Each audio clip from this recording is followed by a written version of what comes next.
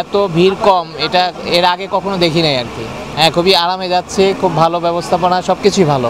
না, বাড়তি ভাড়া কোনো অভিযোগ লাগে না। আমি টিকিট কাটছিলাম 20 তারিখে কাটছিলাম। আমি 20 তারিখে টিকিট কাটছি, আমি আজকে আগে কাটে রাখছিলাম। না, অনলাইনে এমনিতে এখানে এসে পেয়েছি আর কি। অনলাইনে তো আপনার পাওয়া যাচ্ছে না, অনলাইন হচ্ছে শুধু ঘুরে সার্ভার ডাউন। এর জন্য আমরা অনলাইনে অনেক ট্রাই করেছি, আরও 10 দিন আগে কিন্তু পাইনি।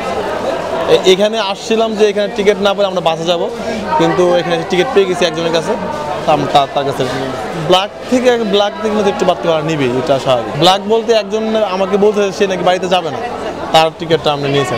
আর আজও সে দালাল কিনা আমরা তো বলতে পারতেছি না। হ্যাঁ, বাইরে থেকে উনি মেবি বাড়িতে যাওয়ার উদ্দেশ্য ছিল, ওনার যাত্রা ক্যান্সেল হয়ে গেছে, যার ক্ষেত্রে আমরা এখন ওনার টিকিটটা আমরা নিয়ে নিয়েছিলাম। বিগত বছরের তুলনায় এবছর অনেক ভালো, কারণ গত বছরে অনেক গ্যাঞ্জাম ছিল, অনেকেই টিকিট ছাড়াই প্ল্যাটফর্মে আসছে, আবার ট্রেনের উপরে উঠে গেছে। তো এবার মোটামুটি ট্রেনের উপরটা দেখা যায় ফাঁকা, হ্যাঁ, আর যাত্রীও মোটামুটি কম, টিকিট চেক করে ঢুকাইতেছে, এক্সট্রা লোক ঢুকতে পারতেছে না, মোটামুটি ভালো। তবে একটা অসুবিধা আছে যে বেশিরভাগ যাত্রী দাঁড়ায় থাকে, বসার জায়গা নেই।